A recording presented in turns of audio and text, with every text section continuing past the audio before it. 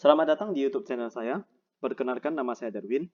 Hari ini saya ingin berbagi mengenai data journey atau perjalanan mengenai data.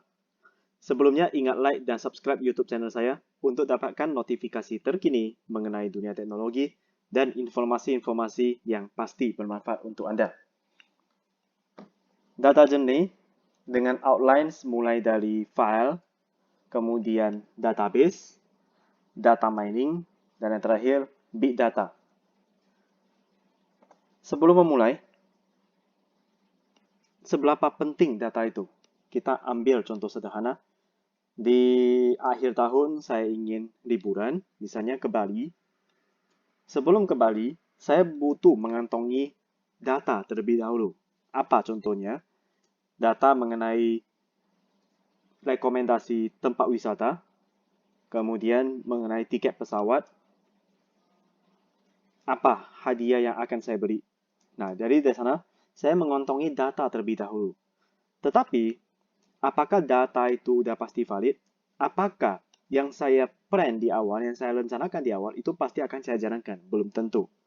Mengapa? Karena data itu akan diolah dulu menjadi informasi. Data itu sifatnya masih mentah.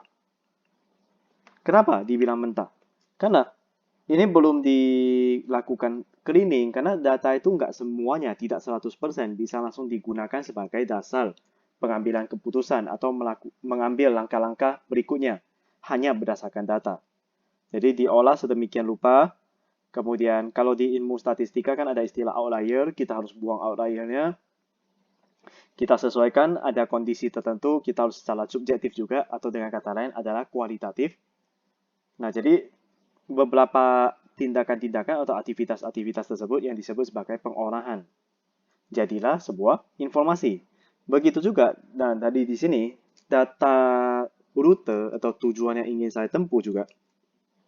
Kan bisa jadi, di hari-hari tertentu ternyata tempat wisata itu nggak dibuka. Oleh karenanya saya harus mengubah rute tersebut. Bisa jadi pada saat udah tiba di Bali baru ketahuan ternyata hari ini nggak buka tempat wisata tertentu yang saya pilih. Nah, di sana berarti sudah menjadi informasi yang telah diolah. Nah, dari informasi tersebut, andai kata sepulang dari Bali, tahun depannya ada kenalan atau kerabat ataupun rekan kerja yang ingin liburan ke Bali. Dia menanyakan, kira-kira rute yang paling enak itu gimana? Nah, karena udah pernah punya pengalaman wisata di sana, berarti di luar kepala pun saya bisa langsung memberikan rekomendasi. Kamu harus ke rute ini, ke tempat wisata 1, 2, 3. Karena itu sudah dikantongi, sudah ada di dalam pikiran kita sebagai pengalaman. Pengalaman atau dengan kata lain sebagai sebuah pengetahuan, sebagai knowledge. Nah, jadi data telah diolah menjadi informasi.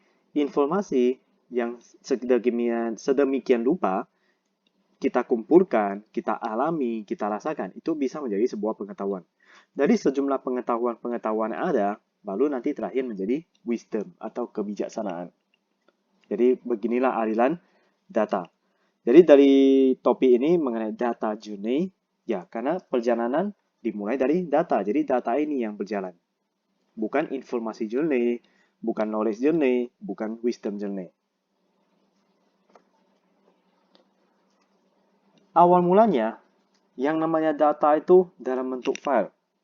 Bisa file notepad, kemudian bisa file sound, ataupun tipe data lainnya. Nah, di sana kan tidak terstruktur. Kita bayangkan aja, tidak usah jauh-jauh, file yang kita simpan dan bukan semata-mata hanya image. Ada PDF, ada pula saya save satu website, jadi saya save page-nya, save web page, atau bisa jadi saya ada rekaman, video. Nah, itu semuanya bagi saya itu file penting. Tapi coba diperhatikan, formatnya sama nggak? Tidak sama. Dia disebut unstructured, tidak terstruktur. Bahkan image saja itu kan ada beberapa extension, ada PNG, ada JPG, ada WebP. Nah, dari sana tipe data saja tidak sama. Nah, jadi semuanya itu disebut unstructured. Oleh karenanya, karena susah diolah, karena awal mulanya data itu kan dalam bentuk file. Sehingga muncullah yang namanya data storage. Sebenarnya data storage ini tipe data yang nantinya akan menjadi database. Nah, sebelumnya kita bahas dulu bagaimana hierarki dari data storage. Yang pertama adalah ini database. Database itu adalah beberapa file. Jadi awal mulanya dibahas kan file. File itu karena tidak terstruktur sehingga dihadirkanlah, ditemukanlah namanya database. Jadi database ini adalah sesuatu yang telah terstruktur atau dengan kata lain bersumber dari beberapa file yang telah distrukturkan. Dari database, tahapan berikutnya, jadi satu database bisa memiliki beberapa table. Table itu adalah file. Oke, tabel. Nah, dalam satu tabel harusnya tahu ya, tabel itu kan terdiri dari beberapa baris. Oke, several records. Nah, dari masing-masing baris terdiri dari beberapa fields. Fields itu adalah kolom. Misalnya kalau seorang dosen contohnya, tabel dosen. Nah, dari tabel dosen tersebut, dia kan punya informasi seperti gimana. Maksud saya adalah data. Dia punya data apa? Ada nomor induk dosen, kemudian ada nama dosen, alamat dosen. Nah, itu info nama, nomor induk dan alamat itu adalah field. Kemudian nomor induknya apa? Misalnya 123 atas nama Darwin. Alamatnya di Sumatera Utara contohnya. Nah, satu baris itu yang disebut sebagai record, datanya. Baru komponen yang paling kecil atau tipe data yang paling kecil itu adalah karakter. Karena ketika kita simpan di dalam database, saya tulis nama Darwin, yang disimpan bukan Darwin sebenarnya, tapi disimpan dalam bentuk bit 0, 1, true atau false. Jadi beginilah tipe data dari sisi hierarki. Hierarki inilah yang digunakan di dalam database. Bagaimana penggunaan database? Ada software yang disebut Database Management System atau DBMS. Software inilah yang membuat user pengguna bisa menyimpan, bisa modifikasi, bisa mengekstrak informasi keluar dari database. Atau singkat kata adalah tampilannya, user interface untuk akses ke database. Apa sih benefit dari DBMS? Yang pertama, bisa mengulangi data redundancy, data yang berulang-ulang. Bayangkan, kalau tidak butuh sampai ke database terlebih dahulu, misalnya saya ada satu file Excel, menyimpan nama Darwin sampai 2 kali, 3 kali. Ketika dibutuhkan, nah itu gimana cara saya bisa memastikan? Nah, tentunya saya harus lakukan sorting. Ternyata pada saat sorting, alamat ada yang berbeda, kemudian misalnya nomor induk ada yang berbeda, padahal itu orangnya sama, itu namanya redundancy. Atau itu kan bisa jadi kondisi lain adalah satu baris itu semuanya informasinya sama. Apa yang harus dilakukan? Kalau dia harus hapus satu persatu. Kalau tidak dilakukan pengecekan seperti demikian, maka kalau data tersebut ada tindak lanjutnya, misalnya mau dihubungi untuk kepentingan tertentu, mau dihubungi berapa kali? Kalau kebetulan data tersebut ada muncul beberapa kali, kan sedikit melelahkan, harus kontak sekali, kontak lagi kedua kali, orang yang sama, ketiga kali orang yang sama. Kita capek, orang yang dihubungi pun akan merasa kayaknya kok datanya agak hancur ya, sehingga muncul ketidakpercayaan atau gimana lah, sesuatu yang sifatnya negatif jadinya. Oleh karenanya dengan adanya DBMS, kita bisa mengulangi data yang berulang tersebut. Dengan DBMS bisa lebih cepat, kemudian data lebih integrity, maksudnya akurat, konsisten. Nah, konsisten ini jelas karena database itu adalah terstruktur sehingga konsisten dan up to date. Timeliness, kecepatan. Ini speed, ini timeliness artinya untuk akses data untuk mendapatkan informasi yang telah diolah, data yang telah diolah menjadi informasi itu sangat cepat. Mudah untuk disaringkan, tinggal buka privilege atau hak akses. Mudah di maintenance. Kemampuan untuk forecasting, bisa untuk meramalkan tentunya dengan lakukan pengolahan ya. Kemudian yang terakhir, security. Jadi kalau DBMS, security itu sudah pasti ada di dalamnya. Contoh DBMS, ada MySQL, PostgreSQL, Microsoft SQL Server, Oracle Database, dan masih banyak DBMS lainnya. Mana yang lebih bagus? Ya, itu berarti butuh di research tergantung kepada kebutuhan. Akan tetapi, database juga ada kekurangannya. Apa itu? Database system dia lebih kompleks, sulit, dan membutuhkan waktu untuk dirancang dalam proses perancangan. Kenapa demikian? Karena sebelum membangun satu database, harus diawali dengan pemodelan secara logical, yaitu dengan menggunakan pemodelan Entity Relationship Diagram atau ERD. Bagi orang yang telah berpengalaman, boleh saja dia langsung membuat database, tetapi human error-nya itu pasti ada. Oleh karena kalau kita modelkan terlebih dahulu, itu lebih bisa terjaga normalisasinya pastinya. Kemudian kelemahan berikutnya adalah hardware dan software, itu membutuhkan biaya. Karena ada yang memang kebetulan open source, ada yang berbayar, jadi harus dibeli lisensinya. Jadi jangan pernah melakukan crack. Kalau terjadi kerusakan pada database, itu bisa mempengaruhi keseluruhan aplikasi. Jadi satu sistem itu jadinya nggak bisa jalan. Kalau ada database yang telah berjalan, yang sedang berjalan di dalam satu bisnis, hendak dilakukan konversi, misalnya upgrade sistem dan mau diubah database-nya, nah itu tentunya butuh biaya. Jadi biaya tidak selamanya harus dalam bentuk uang ya, waktu juga termasuk biaya.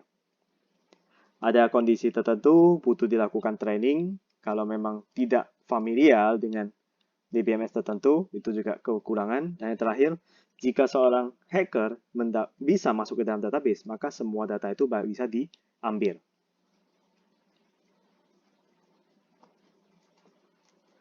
Adapun komponen di dalam DBMS itu ada 3. Yang pertama, data dictionary, kamus data. Dasarnya itu adalah kamus. Apa manfaat dari kamus? Bagaimana cara kita menggunakan kamus? Nah, misalnya saya mau cari komputer. Saya mau cari tahu apa itu komputer. Nah, di kamus tinggal cari huruf K. Jadi lebih cepat. Kemudian ketika udah buka K, komputer, berarti KO.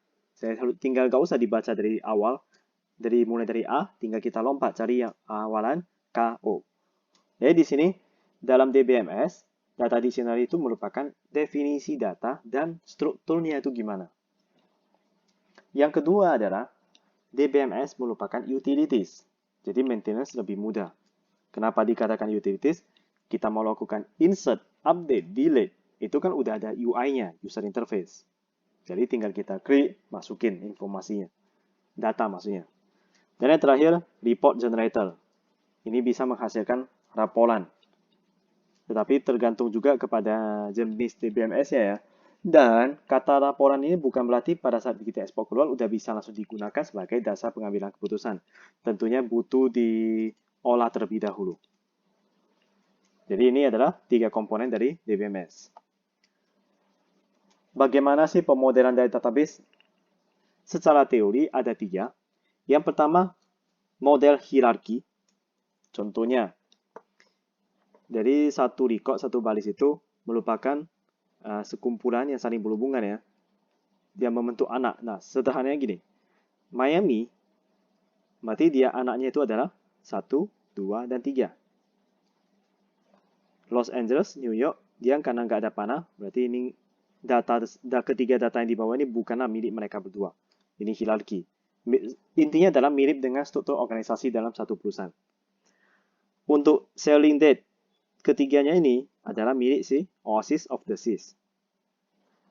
Cabin number A1, A2, A3 ini adalah punya si tanggal 15 Juli. Jadi ini sistemnya adalah hierarki. Ini disusun seakan-akan menurun ke bawah ya, tetapi yang difokuskan itu adalah panah ke bawahnya. Mengenai susunan itu urusan belakang. Yang penting adalah pemahaman ini adalah jenis database secara hierarki. Ada model berikutnya itu network database. Perbedaannya adalah kalau dalam hierarki induknya itu 1.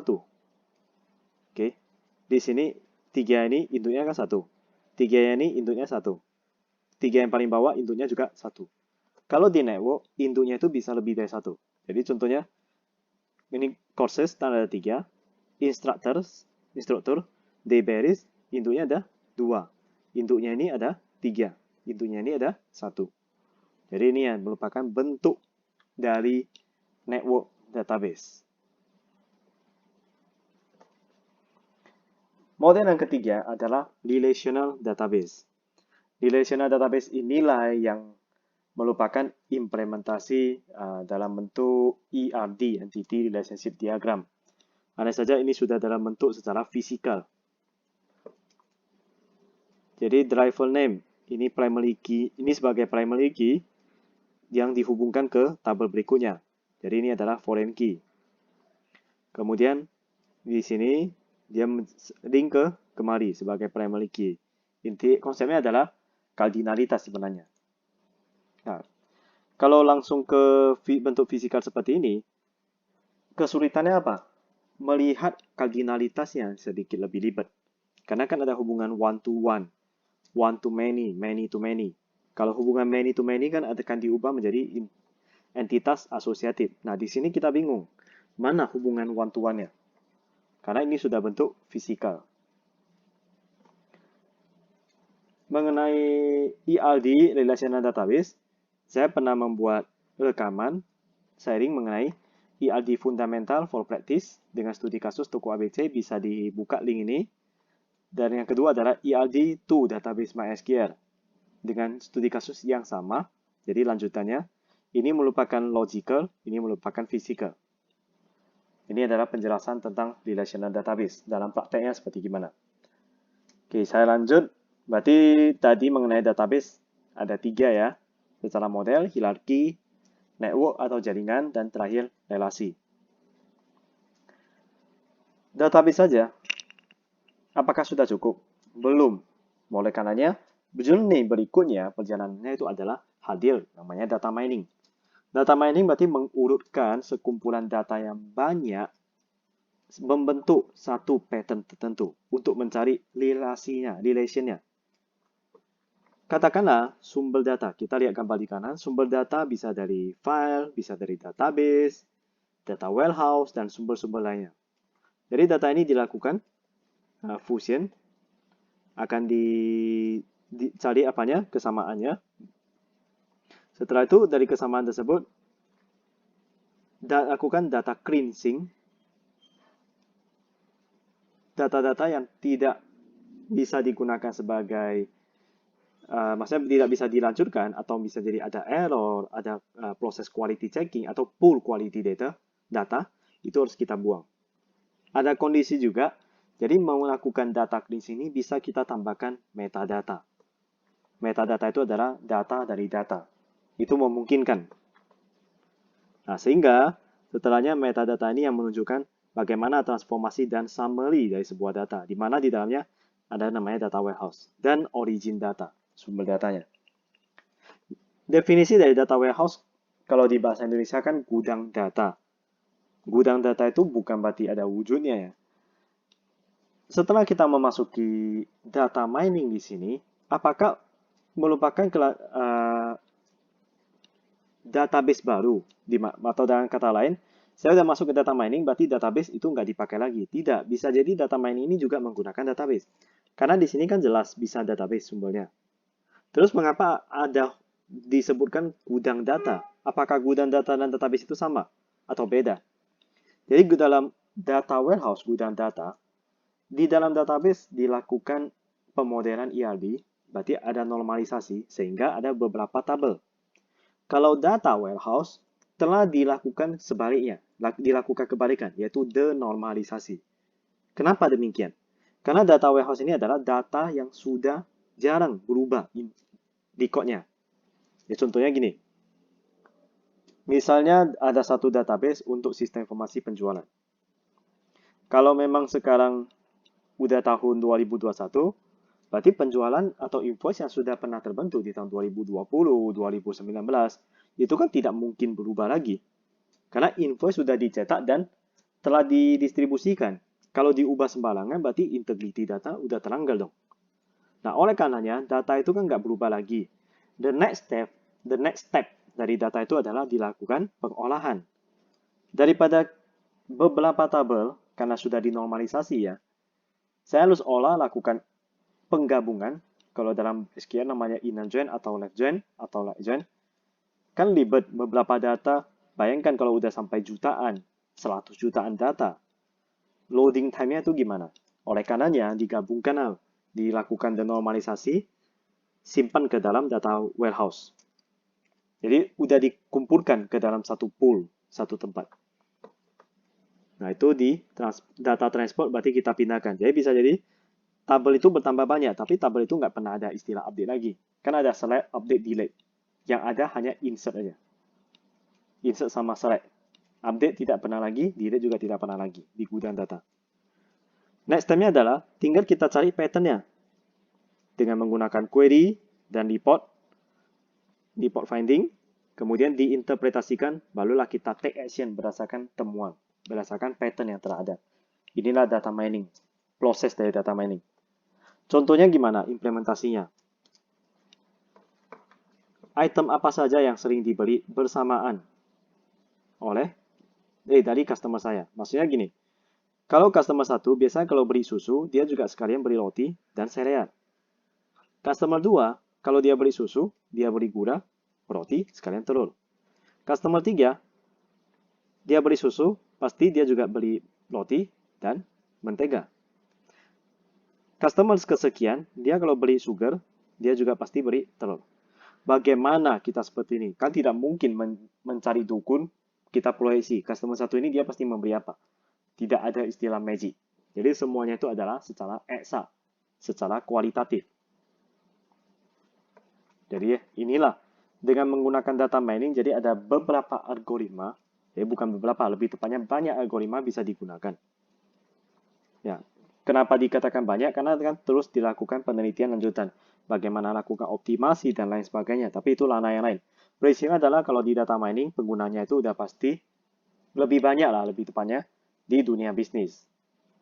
Sehingga data tersebut bisa kita ramalkan, kita bisa proyeksi.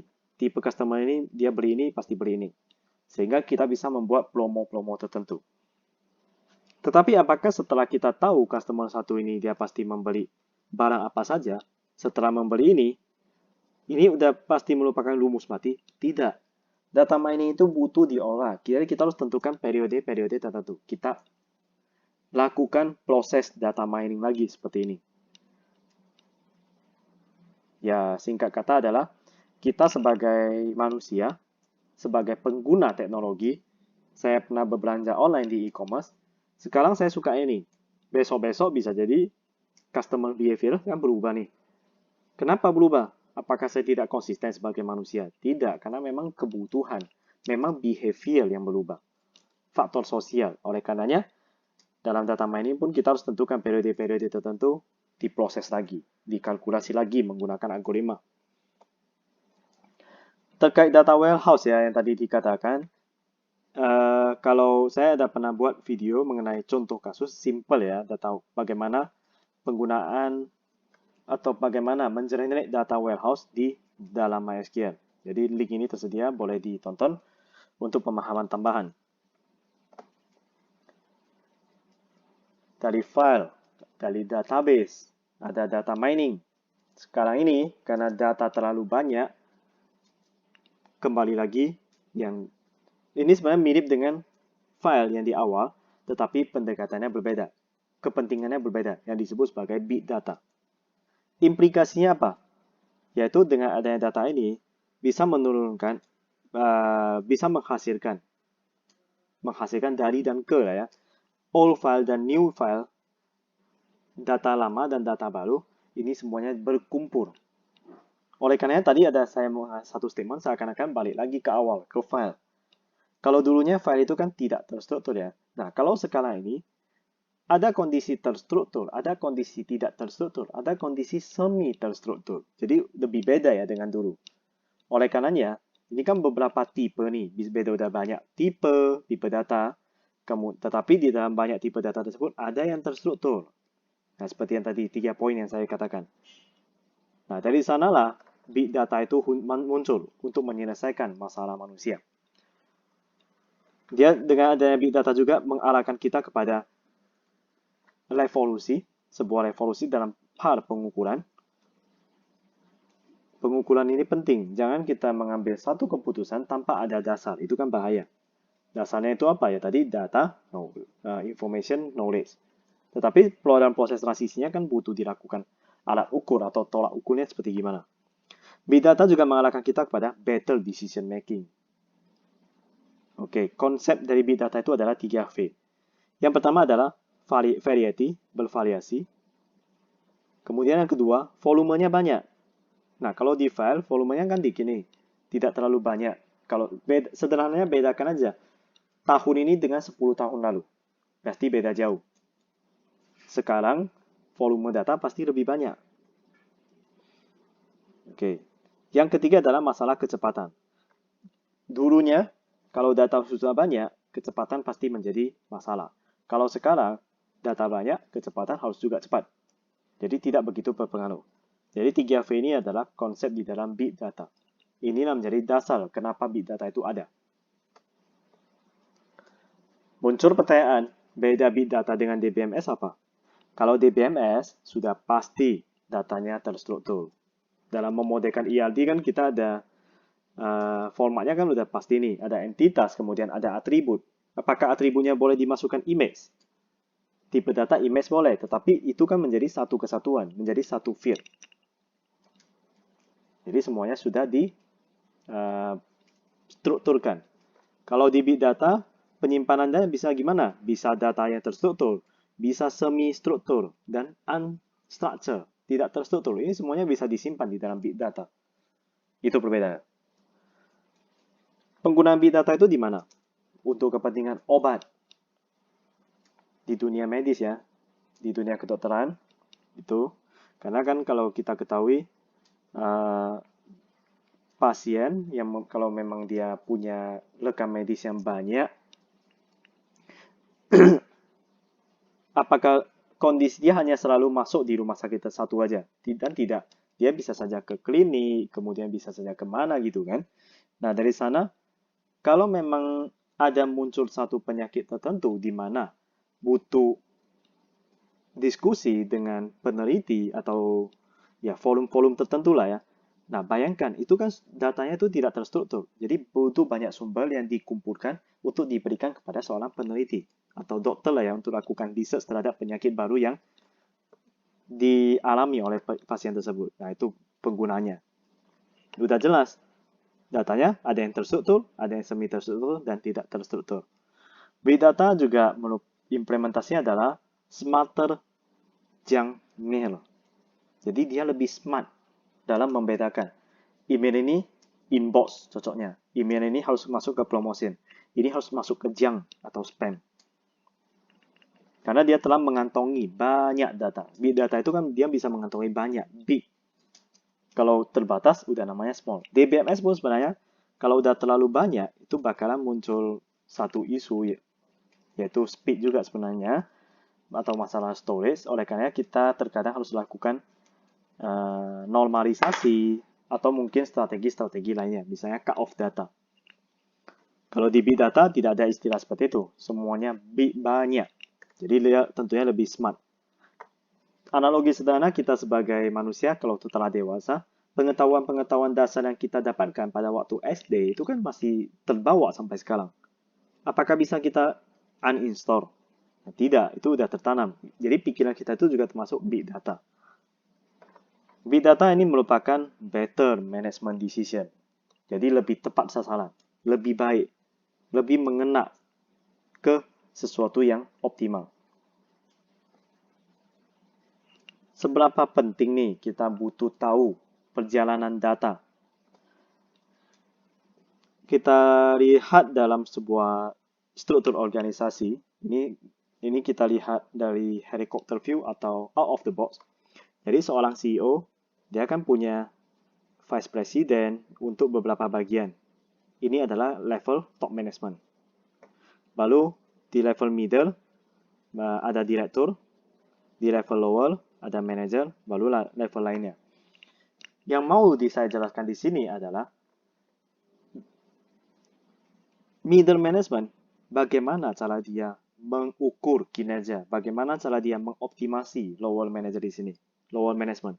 Tentunya dia harus mengantongi informasi, bukan lagi mengantongi data. Kenapa? Karena kalau data itu kan di level lower management, ini udah level manager loh, berarti di bawah lagi.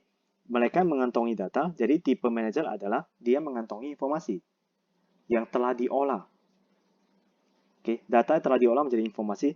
Informasi inilah dilanjutkan kepada level direktur di middle management untuk mengambil keputusan.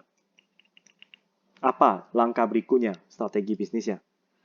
Lebih tinggi lagi dari informasi yang telah didapatkan. Kalau di level top management, vice president kan knowledge mereka itu udah banyak.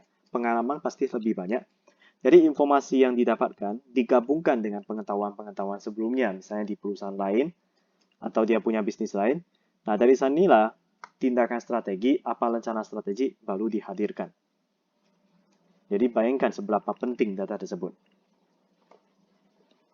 Kalau kita lihat gambar lain, jadi top management itu kan terkadang terlihat keputusannya itu unstructured, padahal bukan mereka itu membuat keputusan semena-mena atau kadang tidak konsisten, tidak, karena memang kondisinya dia mengantongi, dia harus melihat salah strategi, karena strategi planning itu tidak pasti terstruktur,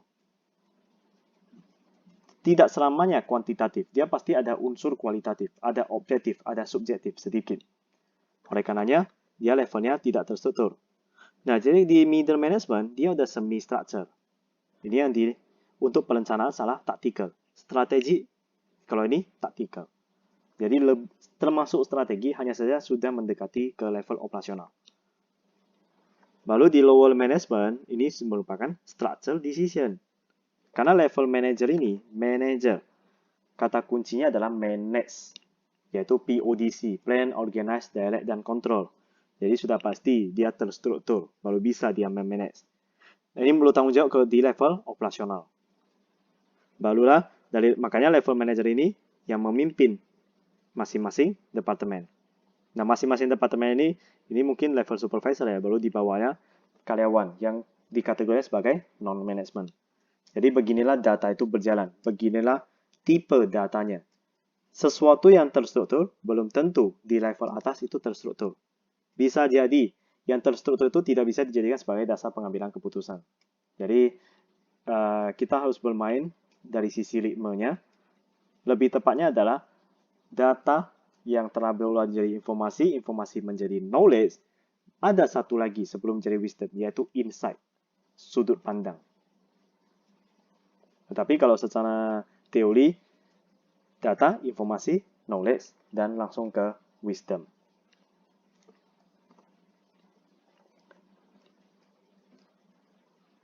Demikian sharing saya hari ini mengenai data journey atau perjalanan data. Semoga bermanfaat dan stay tune terus di YouTube channel saya. Saya Darwin, terima kasih.